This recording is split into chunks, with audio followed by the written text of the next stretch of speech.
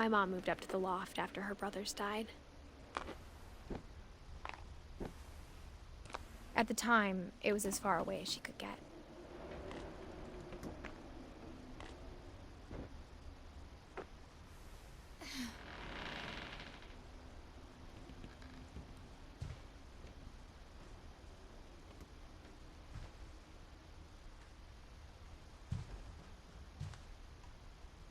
She spent a summer building houses in Calcutta, where she met my dad, Sanjay.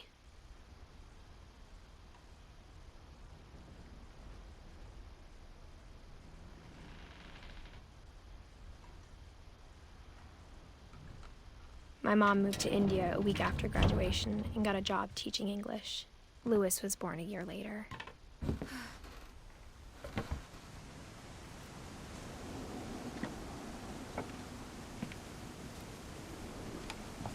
When my dad died, I don't think Mom knew where else to go. I'm sure Edie was happy to have her back.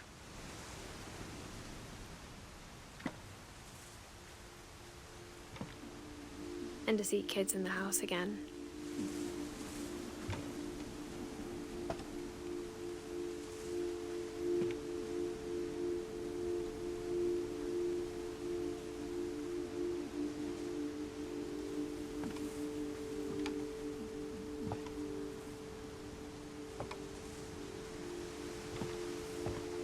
The house had to get a little bigger, but Edie was used to that.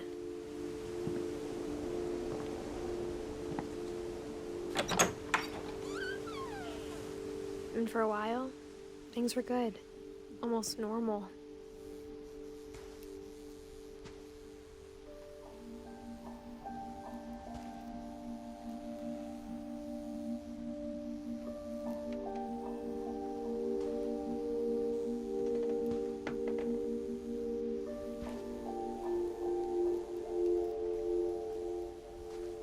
But it didn't last.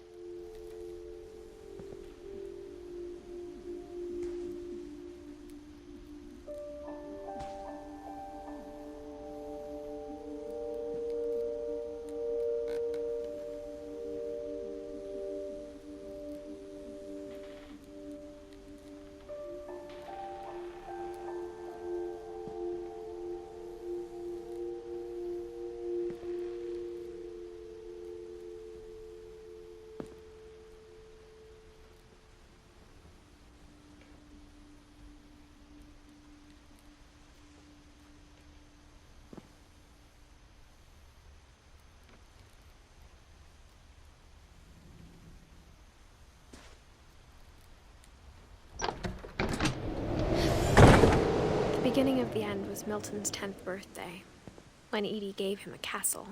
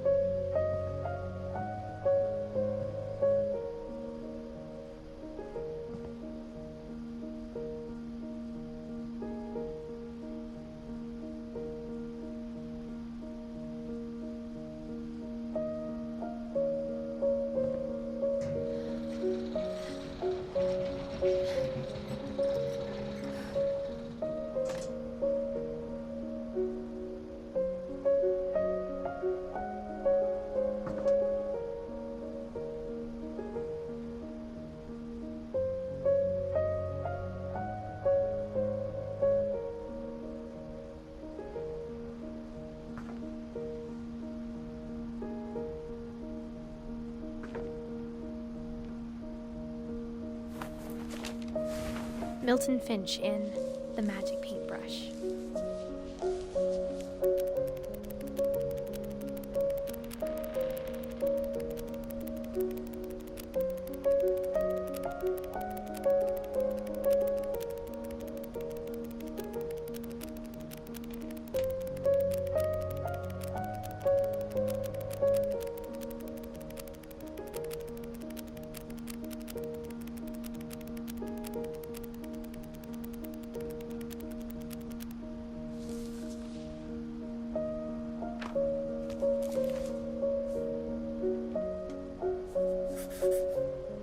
I was 4 when Milton disappeared.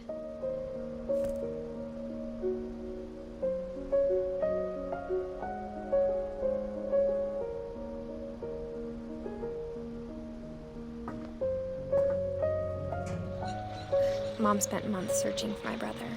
Then she sealed the doors.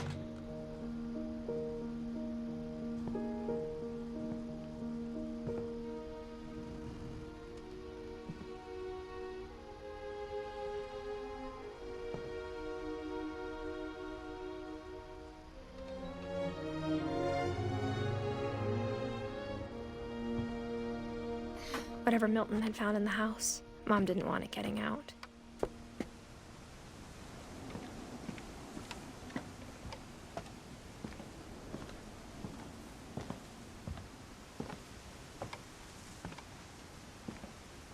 Mom definitely blamed Edie, but I think Louis blamed himself. After he graduated, he just spent more and more time in his room, until Mom got him a job at the cannery.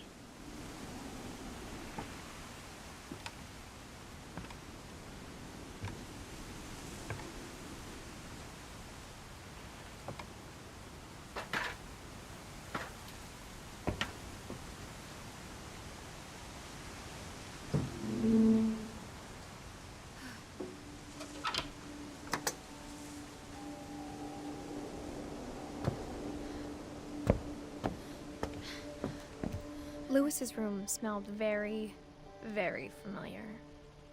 That part of him lived on.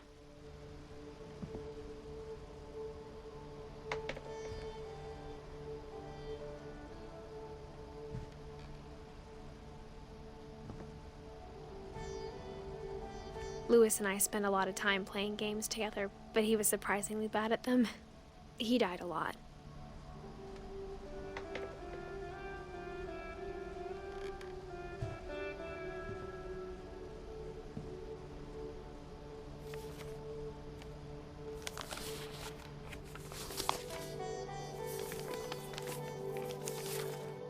Dear Mrs. Finch, as Louis's psychiatrist, I can understand your desire for an explanation. As I see it, the trouble began in January, shortly after we convinced your son to seek treatment for substance abuse. Newly sober, I believe Louis first noticed the monotony of his daily life.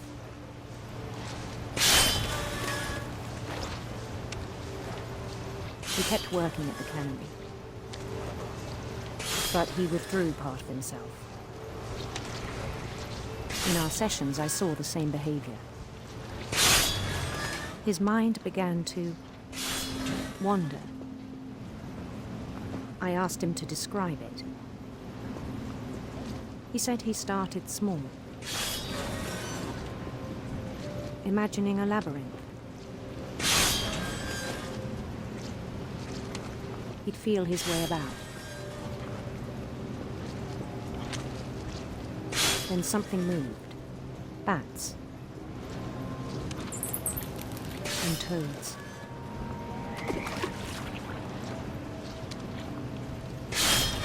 And things that have not names. He knew it was all in his head.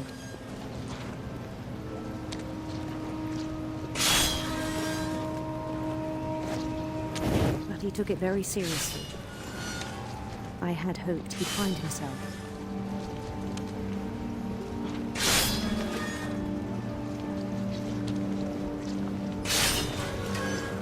But he found something more. I worried about him then. Daydreaming at the cannery. I spoke with his boss. But he said Lewis had become a model employee. Methodical, tireless, focused. Like a whole new Lewis. So I let him go on.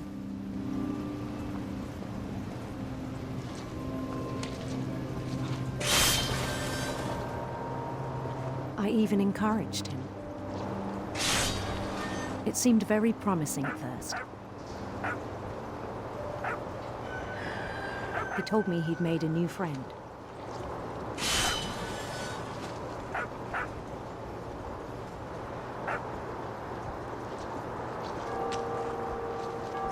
On the edge of a city he named Lewis Topia. He built the city up slowly, brick by brick. Then he made musicians.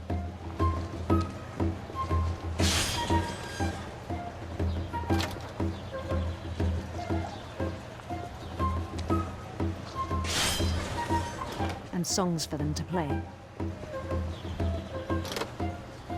He talked about starting a band. And he was always humming something. Every day his imagination grew stronger.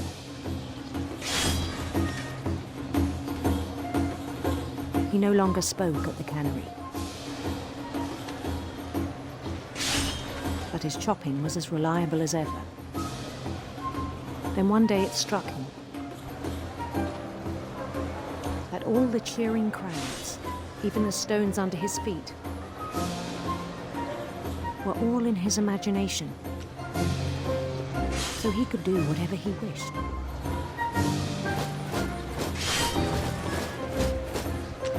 He held an election for mayor. And he won.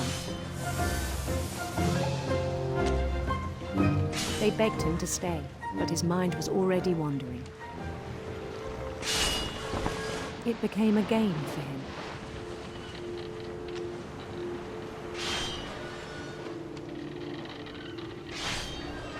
He'd conquer a city, then immediately push on.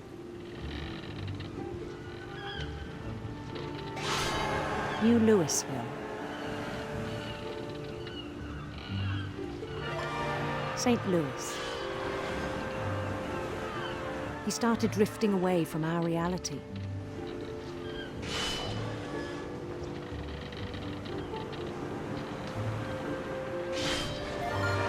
Minneapolis.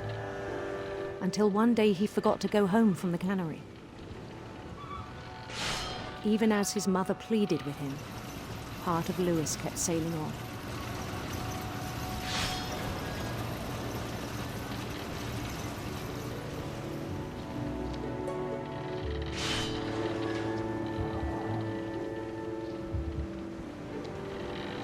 In Lewisburg, he heard rumors of a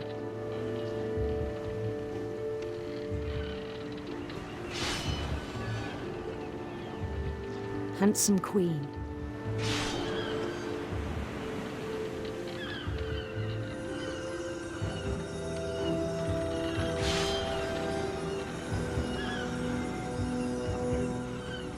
The queen was on her own quest for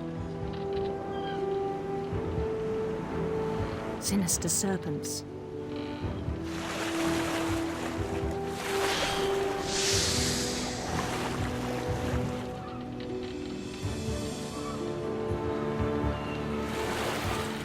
He followed the sound of her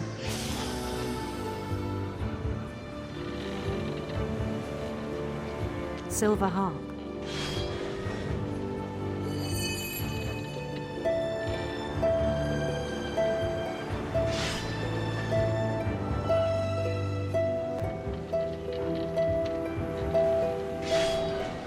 His chase led him to a golden palace east of the sun and west of the moon. Even then, his logic remained sound. He knew the world was all in his imagination.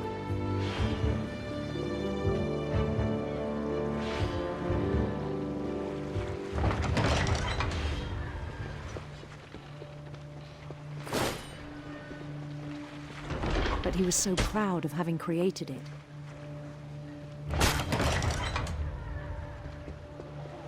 In his own eyes, he'd become something greater than a king.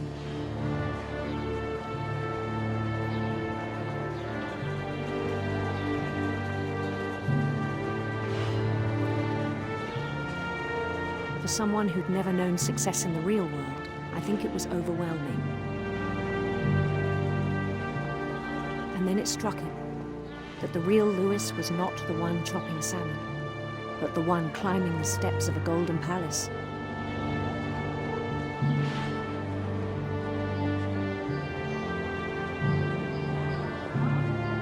My imagination is as real as my body, he told me.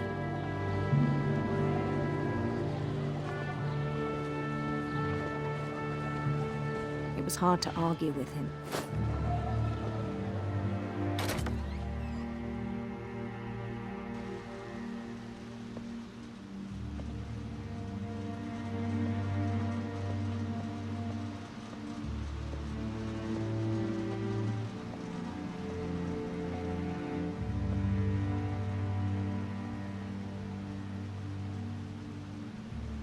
He began to forget the world we know.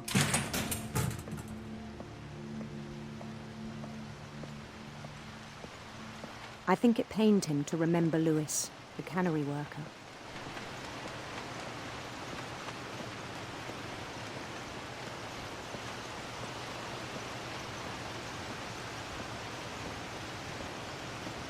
He began to despise the man with a royal contempt.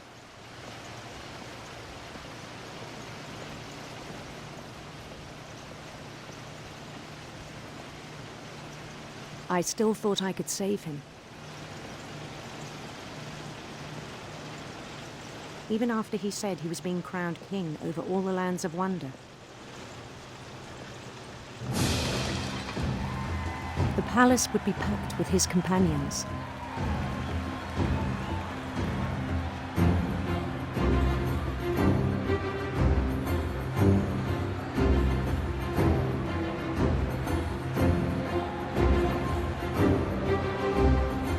Including the wise Calico who'd insisted on advising him.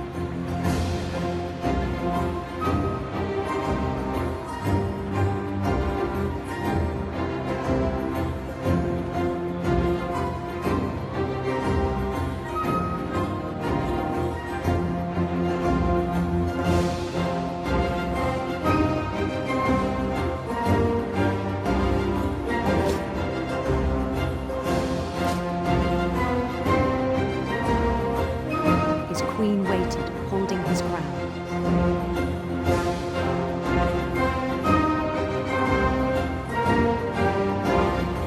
There was only one thing left to do.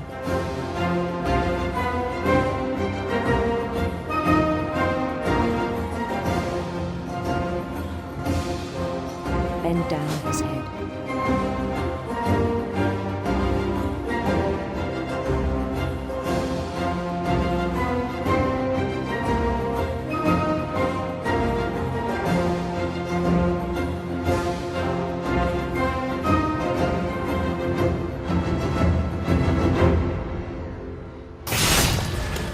I think you know. Mrs. Finch, your son was a kind man who will be missed by all of us who knew him.